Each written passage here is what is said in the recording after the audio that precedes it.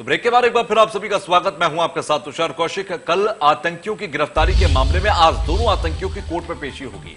आतंकी मसरूद्दीन मिन्हाज अहमद की पेशी होगी और दोनों आतंकियों को एटीएस रिमांड पर लेगी।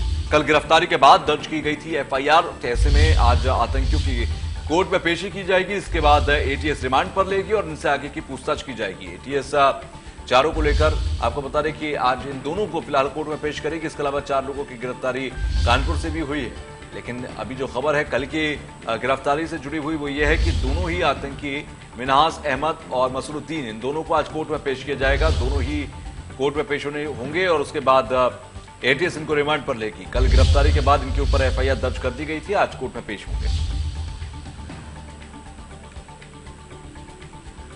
तो कल आतंकियों को गिरफ्तार किया गया था। लगभग 7 घंटे तक इनसे पूछताछ चली थी, जिसके बाद शाम को press conference ADG law and order ने किया और तमाम चीजों की जानकारी दी थी।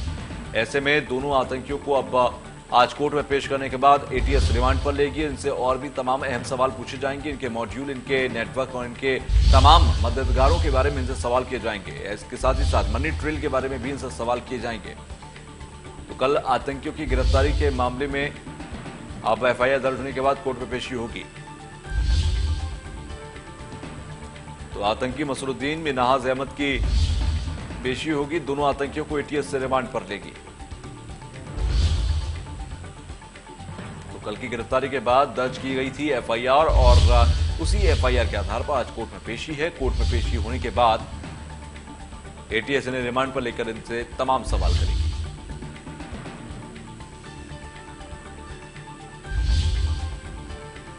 तो आतंकी मसरूद्दीन और मिन्हाज अहमद की आज पेशी होगी। आपको बता दें कि ये दोनों ही गजवतुल्लाह-ए-हिंद के मॉड्यूल में काम कर रहे थे और उसका हैंडलर इनको हैंडल कर रहा था।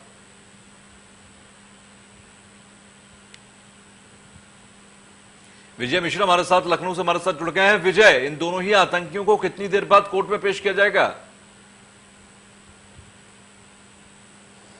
जी बिल्कुल, अभी बस थोड़ी देर में ही यहाँ पर जो एटीएस कोर्ट है, जो आतंकवादी निरोधी आतंकवादियों के लिए बनाई गई जो कोर्ट है, उसमें यहाँ पर इन्हें पेश किया जाएगा। करीब 11 बजे का समय जो है वो बताया जा रहा है।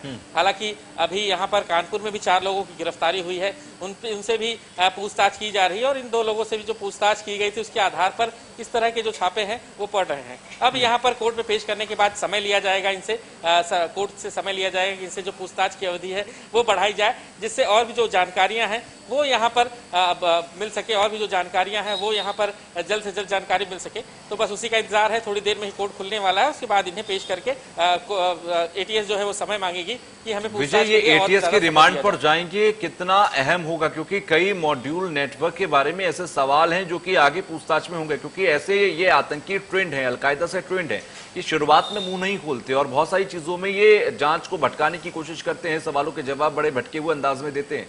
इसलिए ये रिमांड बहुत जरूरी होगी, क्योंकि आने वाले टाइम में ही जब एक लंबे समय तक रिमांड होगी तब ये पूछताछ हो पाएगी प्रॉपर तरीके से। बिल्कुल सही कहा आपने कि यहाँ पर जब इनसे पूछताछ होती है तो कई बार ऐसे इनके जवाब होते हैं कि जिससे पुलिस को काफी भटकाने की कोशिश करते हैं। तो ये पूरी कोशिश होगी कि यहाँ पर रिमांड की अवधि जो है वो बढ़ाई जा सके।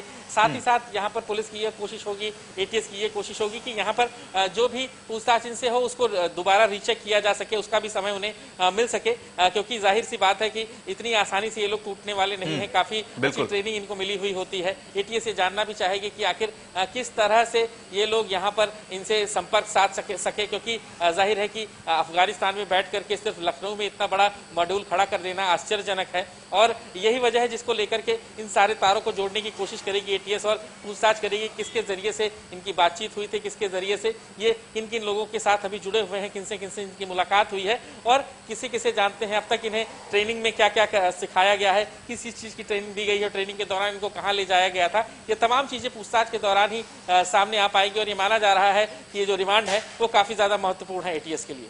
अच्छा, क्या इन्होंने अपने और साथी, क्योंकि 7 ये जानकारी दी गई थी कि कुल मिलाकर 7 लोग उस घर में रहा करते थे, 2 की गिरफ्तारी हुई, बाकी 5 लोग तो सीधे तौर पर फरार हैं।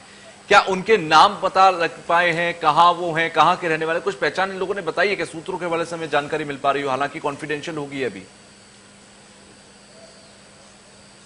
जी बिल्कुल सही कहा आपने कि पूरी तरह से जानकारी कॉन्फिडेंशियल है। इस पूरे बारे में अभी भी एटीएस या उनकी तरफ से कुछ भी नहीं कहा गया है और कोई भी जानकारी बाहर नहीं आ पाई कि अब तक क्या पूछताछ इनसे की गई। लेकिन बिल्कुल तय है कि करीब 6 शहरों को दहलाने का इनका पूरा नेटवर्क था, पूरा इन्होंने तैयारी कर रखी थी और सिर्फ यही 5 नहीं, ये संख्या और भी ज्यादा बढ़ सकती है क्योंकि उन शहरों में भी कहीं ना कहीं इनके लोग जरूर रहे होंगे या रहे होंगे इस समय हैं जो इसमें इनका साथ देने वाले थे। और साथ ही साथ ये 5 लोगों के साथ और किन लोगों का कनेक्शन जुड़ता है, 2 लोगों के साथ किनका कनेक्शन जुड़ता है, 4 लोग अभी कानपुर में गिरफ्तार होने की बात कही गई है, जाज मऊ से गिरफ्तार हुए हैं। तो ये जो संख्या है वो लगातार बढ़ती जा रही है और ये माना जा रहा है कि संख्या ये अभी और भी बिल्कुल एक बड़ा नेटवर्क होगा जिसके तहत ये इस पूरी बड़ी साजिश को अंजाम देने की कोशिश कर रहे थे, फिराक में थे। ठीक है, शुक्रिया विजय हमसे जुड़ने के लिए, बातचीत कर